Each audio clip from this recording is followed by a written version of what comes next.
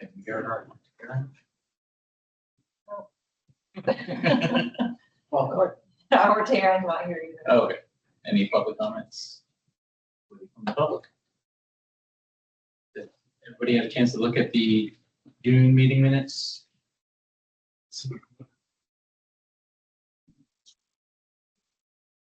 I was gonna say, anybody that's in here, but yeah. All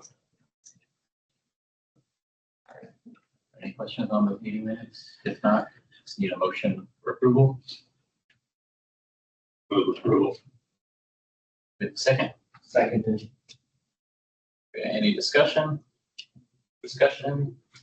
All in favor of approving the June 2025 meeting minutes, say aye. Aye. Opposed, nay. All right, motion's passed unanimous. Who motioned and second part? David. Doesn't matter if my name's spelled wrong. I think correct. Two N's.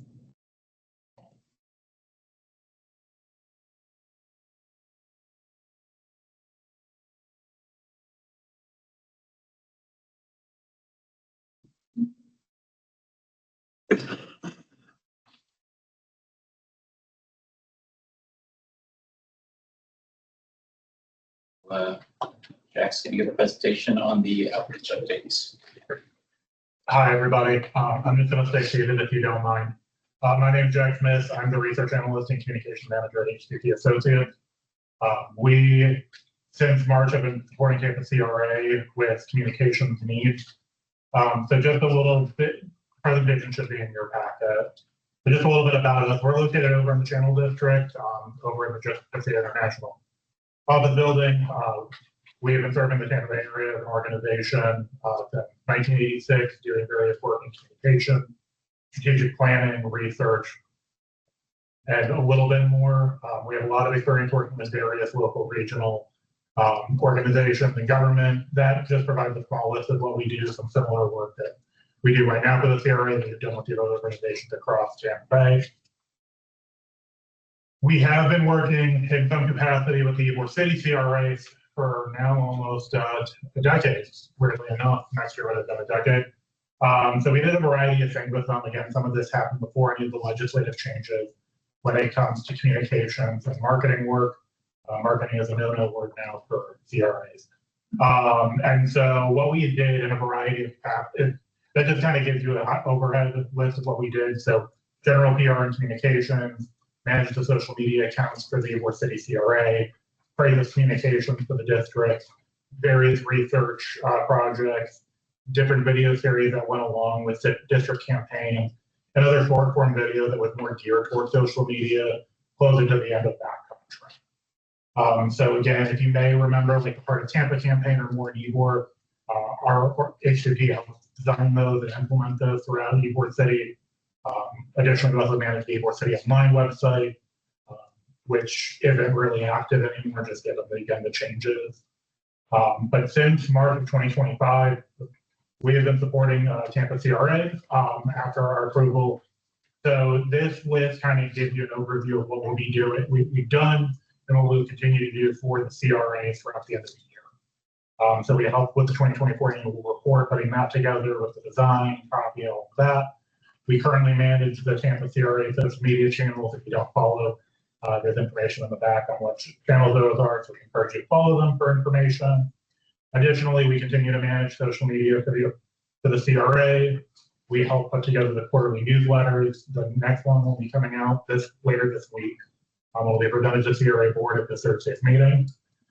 We'll be doing some short form video content throughout the end of the calendar year. We're hoping to get some type of community e-newsletter for the CRAs, like established for each one, and just any other communications needs that are needed for the organization. In terms of sharing information on social media, which is kind of the reason why we wanted to come to y'all today, that list on the next slide really provides kind of a good overview of what we're allowed to share under the statute. So in the top right corner, what you'll see is like the wording exactly from Florida Statute 163. We're only allowed to disseminate slum clearance and community development information. So what that has done is kind of limit us and have to come as creatively as how we approach posting information. So right now, we usually have been limiting things to meeting reminders, the CAC meeting, CRA board, holidays or office closures, any general information sharing related to CRAs or project update, information about grants or commercial grants, housing, and the like, ribbon cutting ceremonies related to CRA projects, any survey that the CRA is producing, and then any request for proposals. Now, if there is any information that you would all like share that's related to CRA work in the Tampa Heights Riverfront area, what we ask is that you send that information to Courtney. She will then pass that along to us to post on social. We're not looking necessarily for a big list of stuff, right? We just, name of any particular event or a meeting, the date and time, any images you would like shared with it, any other important information that you want to know to the community. And on the back page, it just provides the social. Currently, the CRA has social accounts on Instagram, Facebook, and LinkedIn. There's also a news release that they do. This would be, you guys will automatically be signed up for any of the digital newsletters, being CAC members, but if you have any other neighbors or business owners in the community that you think would be interested in learning about what the CRA is doing, you encourage them to sign up. Right now, it's just through a link on the tampa.gov CRA page. It's something they're trying to work on to get something that's more robust so people can explicitly kind of target the area that they're interested in. Like, you may be interested in Tampa Heights Riverfront, maybe Ybor City or Drew Park or whatever, but you may not be interested in getting used to the other ones. So we're trying to create a system that allows you to kind of self-select into those so that you're getting the information that's most relevant to you. So that's all I have. Usually I like to also leave you with a question, discussion thing. I think that's the best way with any type of communication work is to hear from people who actively live and work in these communities. I myself live in Ybor City within the CRA boundaries, so I'm familiar with the CRA and, having to go from both a worker side as a resident and, somebody who wants to, see the government of the community. So with that, do any of y'all have any questions, comments, or concerns you'd like to address today? The events and stuff, is it only, you're only allowed to send out stuff that's funded or hosted by CRA, or can it be private businesses events? So the intention, I think, with the events is when we think about it, I think about it like community. So if it's a free event, obviously there may be paid portions to it, right? But if it's a community event, especially if it's closing a road, I think that is something that's within our purview to share on the pages. We were doing that in Ybor under that contract where it was for Fiesta Day as a good example. We weren't encouraging people to go to Fiesta Day. It's hey, Fiesta Day is happening. Here are the associated road closures, tagging the organization so that they can maybe reshare that information, or just that is picked up on their feed as well. But that's kind of how we would do it. So that is something I think that's within the purview. Okay. Something on that is kind of case by case basis, to be completely honest. So an organization's throwing an event at Waterworks Park, would that qualify, or is that? If I would say again, if it's free and open to the public in some capacity. Okay, so if it's a ticketed event, then not really. Yeah, if you have to pay for a ticket to get in the door, I'd say no. If it's free and there are paid aspects to it, nothing. So Armature Works, they have cars and coffee and anyone can show up. So that type of thing's public. Yeah, something like that would be fine, especially if there's some CRA event to it, trying to push information out. And I know obviously Armature Works, but it would be a great. Yeah. So, yeah, I think something like that we could share about. Okay. Yeah. So is the concern from the legislature that CRA dollars would be used to promote businesses inside the CRA? Is that what? So, and Courtney can probably speak to this a little bit more authoritatively than I can. I think from our interpretation, really, when the legislature made these restrictions, some CRAs were kind of spending on these more public events and really funding them, and it kind of be more of what you would expect out of maybe a chamber or something like the Downtown Partnership. So the language, when it was tightened up back in 2019, was really to focus on that redevelopment works, and it's been something that really since kind of 21, 22, after kind of the fog of COVID lifted for a lot of areas and things were coming back to fruition, that people are really still trying to figure out this communication stuff. So, yeah, and I think part of it is just like, it was a concern for the funding thing and telling people, hey, go promote certain businesses. I think it, you know, especially since it is government funding. So I think that's where some of the concern came from. But Courtney, do you have anything? Yeah, it was just, you hit on it, you know, money shouldn't be used on marketing. And that's more of a chamber function or a partnership function, like CRA dollars shouldn't be used for marketing. Any other questions? And we're good. I appreciate it, Jack. Perfect. Thank you all so much. Thank you. Yeah. Question about why the legislature was doing down CRAs across the state is because a lot of CRAs weren't spending $10 within. So they were not here there. So yeah, there you go. Yeah, so if you click here, it should be. I think. Also, actually, no. Just go to the folder. Writing in it. Yes. And then, you know, yep. And then it should be in one of those. Thank you. No problem. Thank you. Thank you. Okay. So Second. that folder, yep. Okay, there's 3 documents there. Let's start with the Tampa Civic Association presentation at the one at the bottom. Yeah. Yeah. Okay.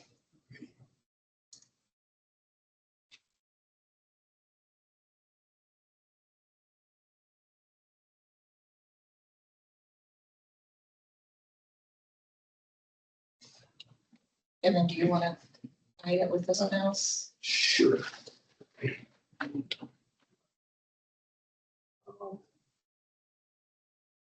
Okay, good evening, everybody.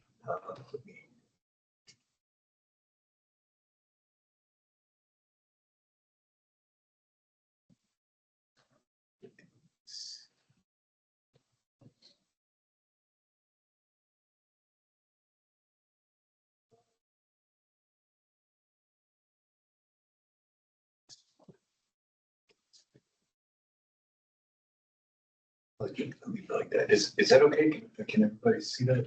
Okay. Well, good evening, everybody. I'm Trent Green, professor at USF, among other hats I wear. We completed the Tampa Riverfront CRA plan update a little while back. We actually started in 2023, completed it mid-year last year. And I'm not sure, I know there's new other brothers, of course, but I guess everybody else is new on the CAC. But could you have familiar with everybody with you? With No. updated stuff. Not really. Raj would be the most familiar. Okay. Okay, I'm going to start with this. I've got there's 3 documents in here. Obviously, I'm not going to go through all of them, but I've got bits and pieces I want to show you from each one. But this was a PowerPoint presentation I made to the Tampa Civic Association a while back, just to sort of update them because I was asked to come in and just sort of familiarize everybody with what's going on in the CRA.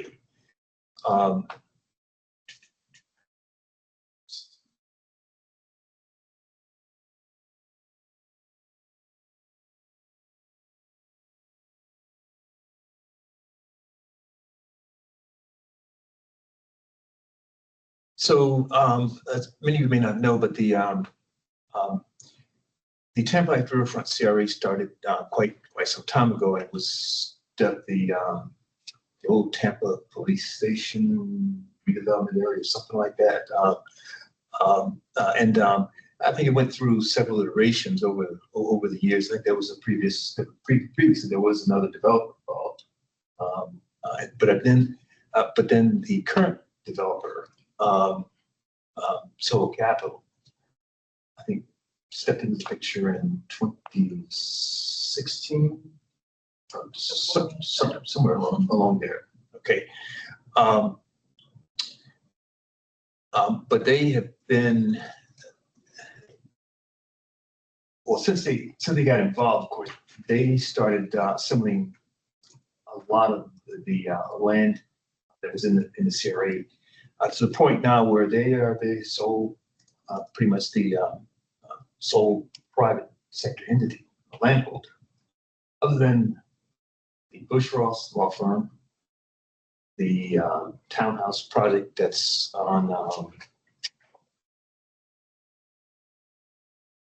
which streets on, but and then I think maybe a couple of older single family houses, but that's about it. What's the name of this company again? Sorry. Soho Capital. Okay, is that the armature? Yes. That's it. Yes. Okay. Jasmine. Yeah. Yes. Okay. And so we got started looking at this area, and immediately we tried to understand, okay, so if Soho Capital owns pretty much everything, you know, those with big white blocks, okay, they pretty much control you know, all that developable land, let's say. So we quickly tried to understand, okay, so in updating the CRA plan, what opportunities did we have to identify any other, let's say, redevelopment or redevelopment related projects as the CRA moves forward. Now, one thing I don't know when it occurred, rather, but the date for the Tampa Riverfront CRA cessation is 2043. I have no idea how and why it got pushed out that far, because typically CRAs come with a 30-year lifespan, so to speak. Okay, so there's a lot of time, you know, for a lot of things to happen, of course, and so this image, of course, sort of shows the CRA boundaries relative to West Tampa CRA, and then the downtown CRAs. Downtown. Core and non-core, it's core and non-core downtown. Still, okay. They love anybody in Forest City, but and then of course relative to the Tampa Heights community, which is just across North Tampa Street. Okay. So the boundaries, you can see that the eastern boundaries of the CRA just come straight down, right down to the interstate. Okay. And just go along the edge of that ramp as you're coming into downtown onto Ashley. And of course, it cuts off right there, the base of Waterworks Park, okay, at the Riverwalk.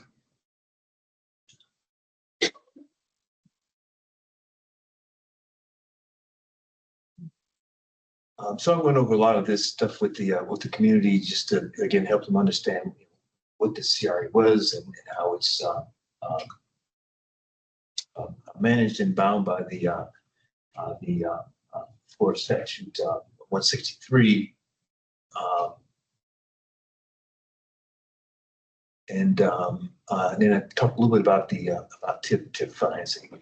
So with Bush Ross law firm and again the other private property holders in the CRA, they're all contributing to the TIP fund, okay, as well as of course Soho Capital with Armature Works and then the small office buildings there at the end of 7th Avenue, I guess. Okay, and Ulele Restaurant the building is still owned by the city, right? But they operate within it. Is that right? The old. Yeah, the only, yeah, I don't know if government actually purchased the property. Did they? Okay. I don't have that answer. Okay. I'm not positive. But they would, again, be the only other private property entities within the CRA other than Soul Cap. Stetson Law School falls in too, doesn't it? I'm sorry. Stetson Law School. Yes, they are, but you know, as a educational institution, they're nonprofit, so they don't pay taxes. Nor does the law center. HCBA. Right. So that's why I wanted to make sure everybody understood that, because there's just a few entities that are actually contributing to the TIF. Now, obviously, you know, with Soul Capital, Armature Works, and you know, and all of the future development, they will be the main contributors to the TIF going forward, of course. But we quickly recognized, you know, again, that there was a lot of property that they had assembled, and that's what you sort of see there in those vacant parcels. Okay, but virtually all of that was in the CRA. Obviously, the northeast corner is shown on that map. This is from the cover of the initial CRA plan document.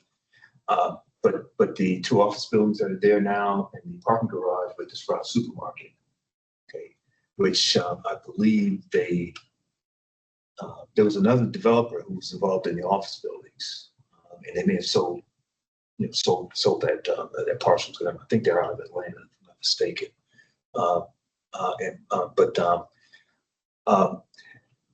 In 2017, there was a we'll describe it. Soul Capital pursued a bond underwriting for the infrastructure in this area. So all of the undergrounding of the utilities, the streets and the parking spaces with the brick accents and all that. The bond, I think it was $21 million. That's what paid that's what paid for that. Now, as you well know, as is indicated in the last page of this document, you can see where the TIF fund is dedicated, up to 74% of the TIF fund is dedicated to repaying that bond. Okay, to amortizing, that bond debt in perpetuity. So now, of course, as Soul Capital continues to develop in this on all of this property, that will also be contributing to generating TIF funds, contributing to the TIF as well.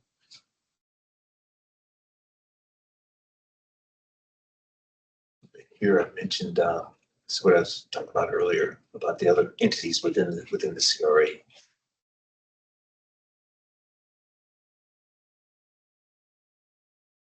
So when we started this project, we understood that there was a master plan that Soul Capital had for all that land, and it was done in 2014, and it wasn't shared. We had to find other ways to obtain it. So this is what you're looking at. So this is the master plan for that land from the 2014 master plan. Okay. Now, we did finally get a meeting with Adam Hardin, who's in charge of everything over there, back in February of last year. And in that meeting, he in his conference room, we noticed that there was a new master plan, and he talked about it. I said it was hot off the press. It had just been done in December of 2023. He said he would share it with us. He never did. Okay, which I wasn't surprised. Okay, but it looks somewhat similar to what you're seeing here. A lot of mixed-use buildings. These structures, and I'll give you an idea. I think I have an axonometric here. Maybe the next slide, you can sort of get a sense of scale of what they're looking to build here. By the time we wrapped up, or we're finishing up the CRA plan update. And many of you may have seen it. They had started putting a construction fencing around that one parcel just to the northeast of that block, just northeast of Armature Works, and that was an office building. That, again, we sort of question why would they be proceeding with an office building at that time, unless they had a corporate client that was, pre-leased it. But nevertheless, by the time, of course, the Pearl apartment building was already completed, and had been completed for at least several years, if not three or more years, let's say. But we were left wondering, of course, and this was post-COVID, right around the time when I guess people around the country sort of heard about real estate prices, the run up in real estate prices here in Tampa. Because I know I had friends calling me from New England, California, asking what was going on. Should they be looking at my property here? And I said, well, you might want to wait, because there are a lot of people who've already jumped in, and there's a lot of other housing coming out of the ground. Of course, Channel Savage, of course, there's it's going gangbusters, as well as other areas around here, and on both sides of the bay, of course, with new housing, multifamily housing, of course. But we were wondering why they didn't proceed with another housing project on the heels of the Pearl project. But that is may. Hopefully they'll, they'll take advantage of the next market cycle. But this is sort of what they had envisioned back in 2014 in terms of total build out. Okay, so this right here would be the parking garage with the Sprout supermarket. Yes, and that, and if you've been down there, of course, you probably saw there's a little bit of space just behind the parking garage, just before you cross the street over to Armature Works. And it's just wide enough, because before we saw this, we were wondering, okay, so why did they leave that little spot there? And that's a footprint for a hotel. It's just wide enough for a multi-story hotel. And it would go almost right against the back of the garage, when they get around to building it. We did get some earlier images of it. I'm not sure what we found them at, but it was just some preliminary design, of course, for that. And then this is Armature Works building. This was the site that I was alluding to earlier, where they so that.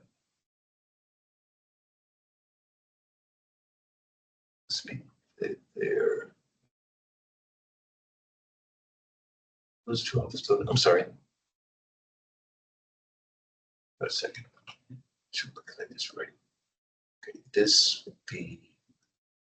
That's North Tampa Street. Okay, so those are the two office buildings that are there now. Okay, so that would be the Sprouts garage, the supermarket underneath the garage, and the park. Would be right about here, if I'm not mistaken. Okay. So again, a lot of this, most of this is housing, and I'll show you in just a moment. Once they got their PD zoning in place, we came across this on the city's Excel website in terms of what they were envisioning or what they had planned, and how much entitlements they were granted, let's say, for a total build out. Okay. So these numbers, you can't see them, of course, but these numbers have changed probably. And one of the things that having a PD designation gives you is a lot more flexibility as a developer. So you can move things around, and a lot of things, as market conditions change or whatever, plans change, you can move things around, and as long as you're not exceeding, what's part of the agreement with the city has granted you in terms of development rights, let's say. So this is one of the first pages to that PD document, which shows, and you can sort of see these numbers that suggest phases. But again, they could change that as they see fit over time.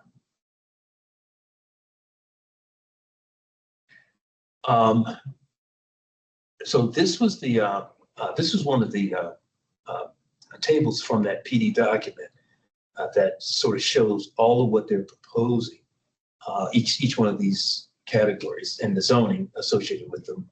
Okay, and then the quantitative aspects of each one in terms of amount of floor area, number of units, and stuff like that.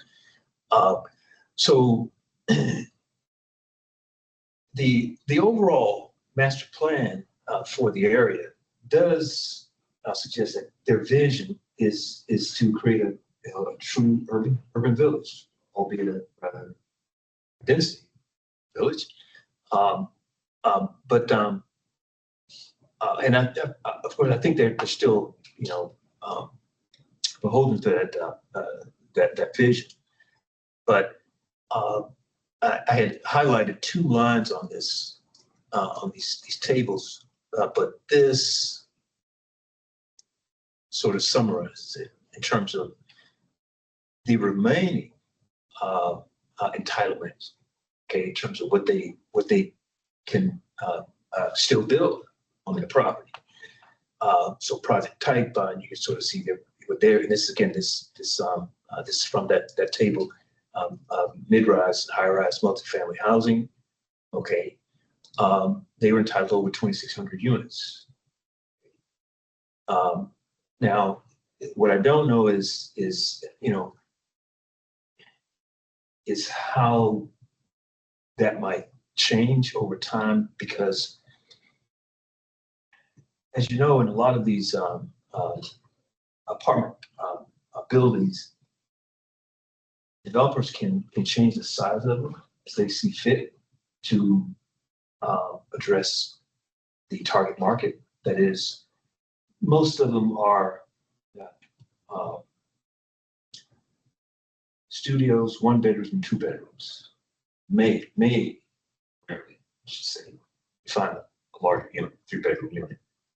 But they could, again, over time, say, okay, well, let's change the number of 1 bedroom, 2 bedroom, something like that. So it gives them a lot more flexibility. Now, I don't know how that affects this total number though, in terms of overall dwelling units. A general office, and then they have corporate headquarters. And if I'm not mistaken, I think those 2 office buildings that are there now, they fall into this category. So I think together they total around 300,000 square feet. So that would be roughly half of this figure. Okay. Commercial retail, again, I think Armature Works would fall within this category. So I forget how much square footage is there. Excuse me, a hotel, which has not been built yet, but they have a 500 keys. 515 keys, rather. Okay, and a theater, 600-seat theater. Okay, and as we were talking with Adam Harden, I was sort of looking to my right, because he had some of the updated master plan boards there. I kept sort of, talking to him, looking up, looking to the right. I think where they planned to build this theater was over closer towards North Boulevard. Maybe 1 block west of, or 2 blocks west of the Pearl. Okay, but again, I'm not sure if that's changed yet or not. Okay, and then a recreation facility. Okay, and then they are permitted for 100 slips along the river, road slips. Okay. So as you can see, they still have a lot of development that can happen. And this is where we sort of showed the footprints of where all that development would occur. Okay.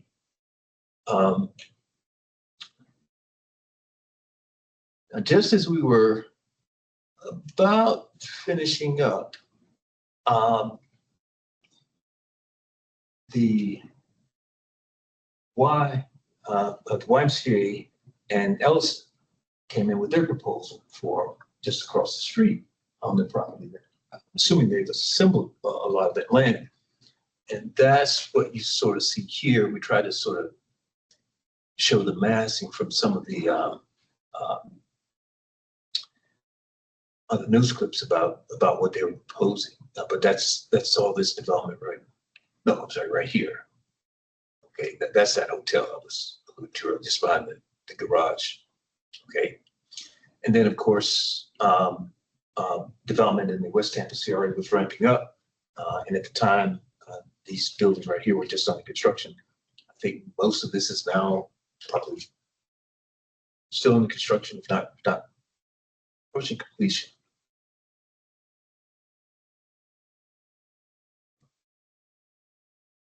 Okay.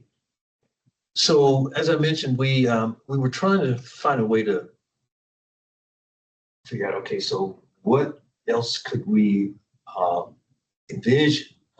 And we had a workshop with the CAC at the time. I think we had a follow-up community workshop, and most of what we identified were opportunities to for the CRA to add other features within the public realm. Now the city owns a lot of all of those streets, except, if I'm mistaken, I think one. And if it's not, it might be that the Massachusetts Avenue, the one that's on the diagonal. And I remember asking Tim Clemens about, okay, why that one diagonal in the plan. And he said, well, it was a view corridor to downtown, to the skyline, downtown. It's the only reason why that street doesn't line up with anything else there. Okay. But this map sort of shows one of the things that we talked about, other than the smaller scale, micro scale, public realm enhancements, let's say, that could happen in Court his park to upgrade it, upgrading some of the or adding additional features on some of the new streets that are there. And I believe at the time there was a lot of discussion about what to do with the roundabouts, the two roundabouts there, and then additional features within Waterworks Park. All of those would happen, of course, in the public realm. Okay. So we were trying to also figure out, okay, so what else could the Tampa Heights Riverfront CRA envision? This is the sort of the terminus of the Riverwalk until it sort of would go. I believe it's planned to go underneath the Northern Avenue Bridge there on the north side, and then connect across to the is that Highland Park community? Maybe it's just west to the west. Ridgeway Park. Ridgeway Park. Sorry, let's get the name wrong. Okay, and then to the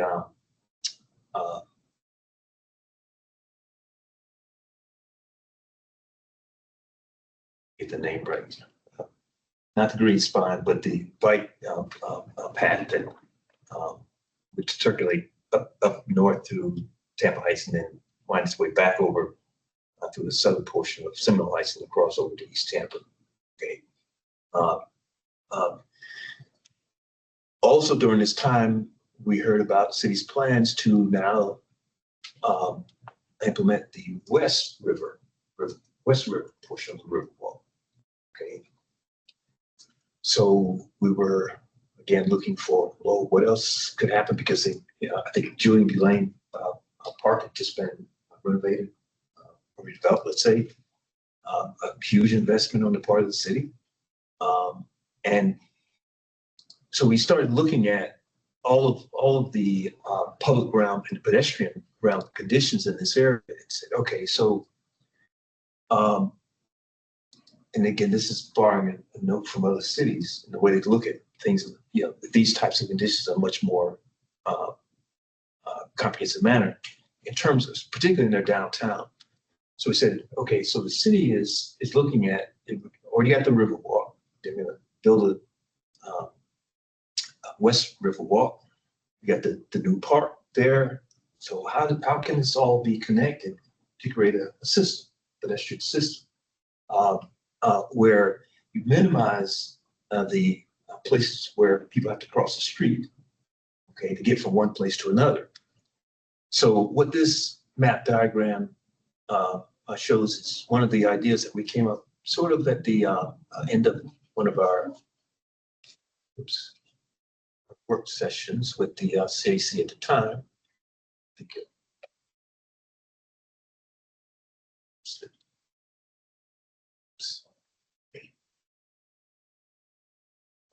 Next one. I'll point out something on that map. Oh. But it's sort of froze on me. Oh, there it is.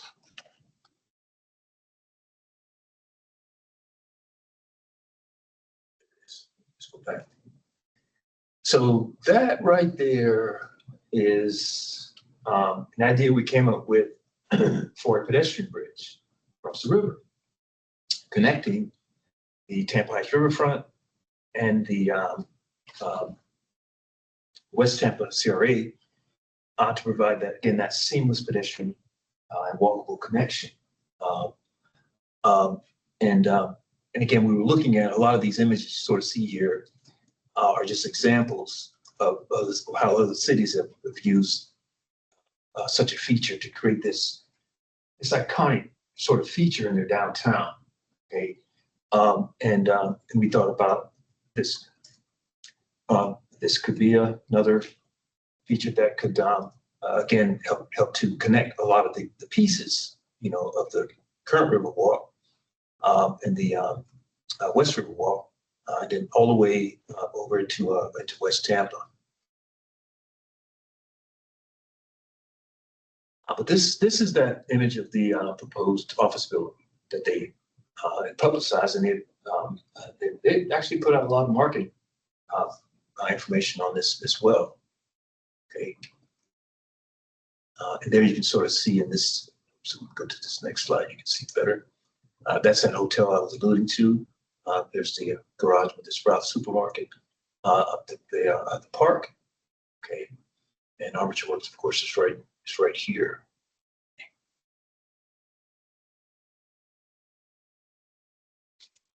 And then again, it's very preliminary drawing from their. I'm not sure if this was in the PDA document came afterwards, but you can sort of see this elevation would be looking north along 7th Avenue as you're coming from east to west, let's say. So that's the supermarket right there, and that's of course the garage, and then that's the hotel. They should be.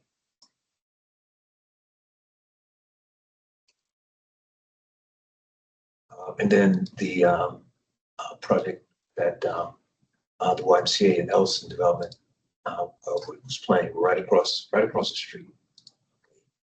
So there's no Tampa Street right here, and this is all the land that either they've assembled or looking to assemble for this project. Then this would be on Florida Avenue if you're looking west. Get just some more imagery. So during this time, we also learned that the Tampa Downtown Partnership was implementing its neighborhood branding initiative for the 7 downtown neighborhoods. which Tampa Heights is one, but not the CRA. Okay, so this was CRA is not included in this effort. Okay, as you can sort of see here, the boundaries of those 7 downtown neighborhoods, and it just skirts the CRA right here.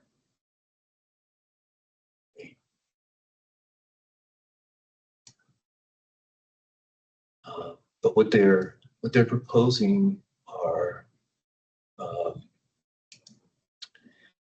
for Tampa Heights. I think you started. It's on these, yeah. Not wayfinding signage, but things like on trash cans, things that are Right, right. public, yeah. So they have already started. Okay, yeah. So this is again branding, elements and features, let's say. And this is sort of a depiction of the sort of the historic brick streets and other older structures, let's say, in Tampa Heights that they're using. Okay, and that's so that's what I presented to the Tampa Heights Civic Association. And let's see, can I pull up the other one from here? Oh, all right, okay. Yeah. So then I'll open it up for questions.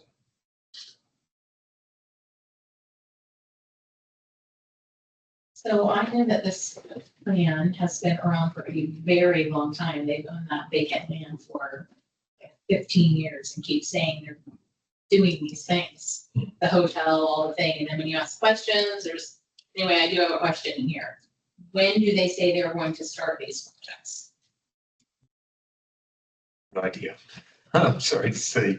That was one of the things that we did not get an indication from Adam Harden about any specific timeline for any of those projects, other than, again, the office building that was had already been publicized, because again, those images came from their marketing information. But we had no indication of the timeline for any further development. Now, that they have left now 20, all that vacant land totals about 20 plus acres. It's a lot of land.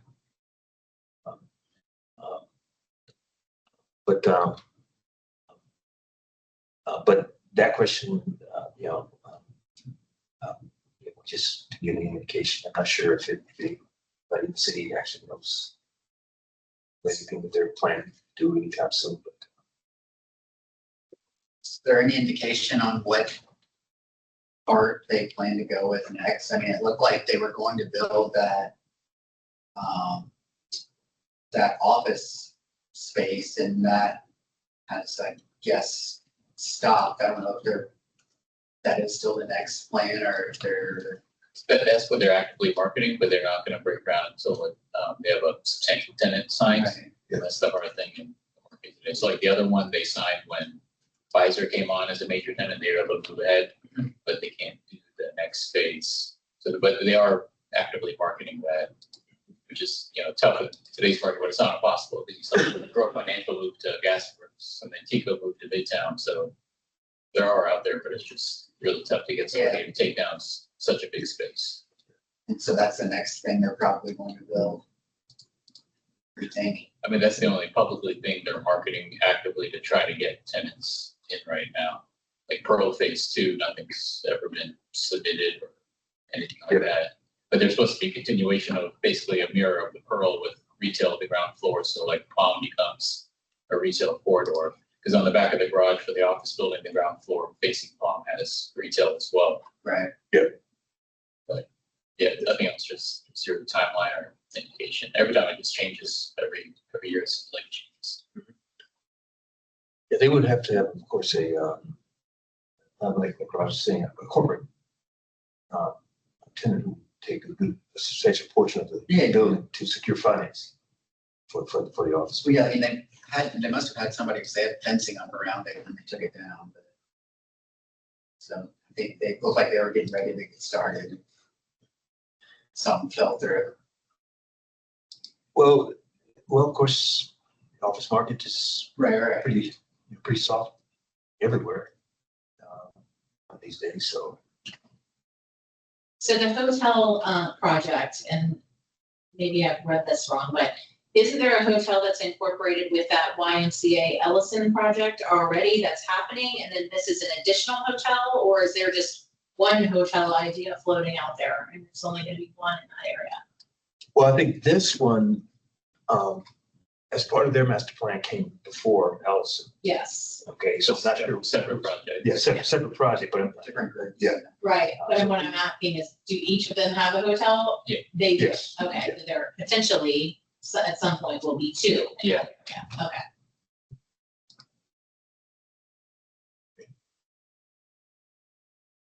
Questions? The resignation, yes, sir. okay, good. All right, I hope this gives you a bit of a update on what's happening or not. Okay, but The idea of one day having a pedestrian bridge process would be really nice. Like a signature bridge. the idea came from, I think we put it actually in the document, a little small thumbnail image. The Gateshead and Linden Bridge no, it's another city, the name of the city now. But it's a big arc and it pivots halfway. So when it's down, people walk across, and when it's up, boats can go underneath it. But it creates this arc, this lighted arc across the river in the evenings. Okay, and that's again, we said, wow, wouldn't that be a nice feature to add to the Hillsborough River? People on the Riverwalk and downtown, you sort of see this iconic feature.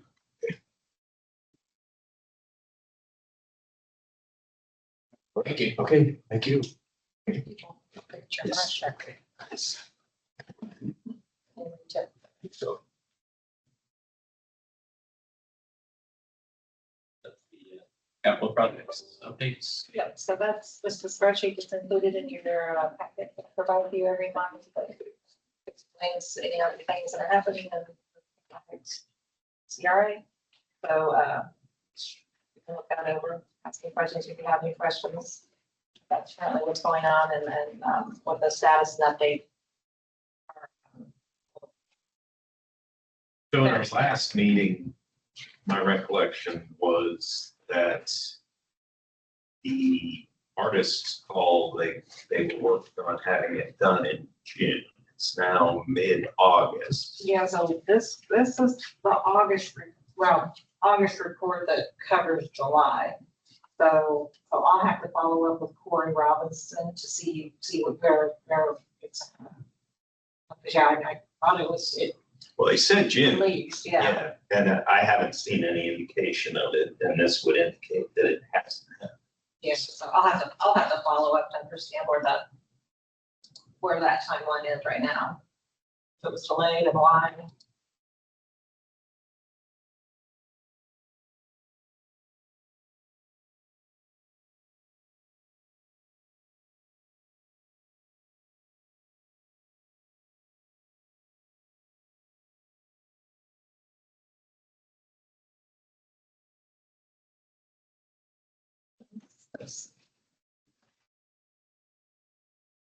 The last sheet is just that we have still some openings on some of the CACs.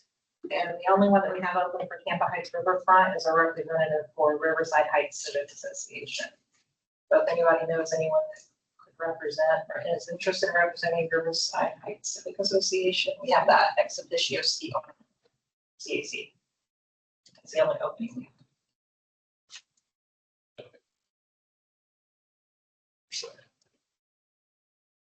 Just on the other side of Columbus from us, Yeah. it's just the other side, drive straight to them. Any new business? I don't know if this is the right time for that, but Courtney, do you know anything about the city council meeting on Thursday? The CRAs that are being discussed. Well, what topic? I don't Well, know. the CR, this Thursday is the CRA board meeting. So the CRA board, city council acting as the CRA board, their monthly meeting is this Thursday. There's supposed to be, I think there's something on Thursday with city council. I don't know exactly what they're talking on at 9 a.m. at Old City Hall. I don't know. That's, if it's this Thursday, This that's CRA board. Okay. So I was told that, I had heard that there was also, city council was talking about changing the CRA committees and whether they would have a approval for soft cost project, which would be like engineering and stuff, that would be. Yeah, so the special grants policy that, Yeah. So I sent out yesterday a document. Okay. To all the CACs of what the recommended changes were to the grants policy. Okay. And that's gonna, is that being discussed on Thursday or? Yeah, they've already done their one-on-ones with all the CRA board members, so unless it's pulled for discussion, which it probably will be, then it's on just consent agenda, but if it's pulled for discussion, then the CRA board will more thoroughly talk about it again. Is that, I mean, is that something we need to be concerned about? Because my understanding is if we don't have the authority to do like to do the soft projects, which would be like engineering and stuff like that, I don't know what we'd have, what we'd be able to accomplish as far as funding wise. Yeah, well, the pre-development grant is, yeah, so there's two different areas. So there's the commercial grants, and that's the one that's really going forward on Thursday. And so that allows for soft costs. So I think they're just trying to align the two groups. There's funding requests that are hard costs only, that they do not allow. We do not allow for soft costs. But then on the commercial grant side, there is an allowance for soft costs. So Okay. we're trying to get aligned between the two teams. Okay, so it wouldn't be something that is going to, for example, the art on the roundabouts that we've all, talked about recently, because that's gonna require probably engineering, that wouldn't be. No. Okay. That wouldn't affect it. Okay.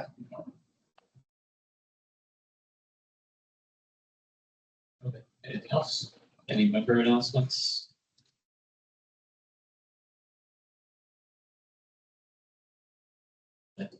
New member, right? Megan? I'm Megan. Sorry. Traffic was a beast today. And if anyone did park in the Fort Worth garage, I did. you did? Yeah. Okay. But welcome, Megan. If you parked in the Fort Worth garage, I can get you out free. Are you representing any association or just as an individual? Individual. At large. Which, yeah. Does the Civic Association have anybody? Which, The Tampa Civic Association, I think where Kareem was their representative? I thought it was Terrence Amy. Oh, okay, yeah, Tara. okay, So she's on here. okay, all right. So I think we should be done, so what's the time? 6:31, meeting adjourned. You. Thank you, guys. 1 minute late. Thank you, Rob.